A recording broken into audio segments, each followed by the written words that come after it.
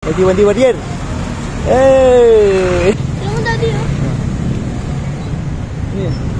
Hoy, tawag nga P. 150 sa Shopee. Ano yan? Alam nyo, puyat talaga ako kasi panggabi ang shift ko. Halos 2 oras lang ang tulog ko. At dahil hindi available si Mrs., ako muna ang sumama sa aking T1D Warrior sa kanyang follow-up check-up sa ospital. Pero kahit pagod, sobrang nakaka-inspire talaga makita yung lakas at katatagan ng anak kong si Ate Pawi. Konting lakad na lang papunta sa Amang kung saan kami magpa-follow-up check-up ni Ate Pawi. At kahit medyo may hintay, enjoy lang kami sa pagtsikahan at banding. Buti na lang walang toyo si Ate Pawi at buti na lang talaga may dala kaming food trip kasi bigla siyang nagutom. Sarap niyan boy ah.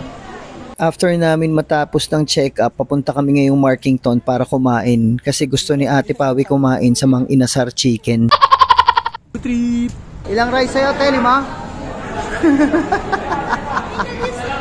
Lab, nakailang kanin ka, Lab? 5? Saan po ba yung work mo? Tayo. Uwian na. Ganda naman ito daddy. Ganda naman. Love. Wow, beautiful. Daddy, kulay. Hindi na yung ibig mo. Ito pa nga daddy.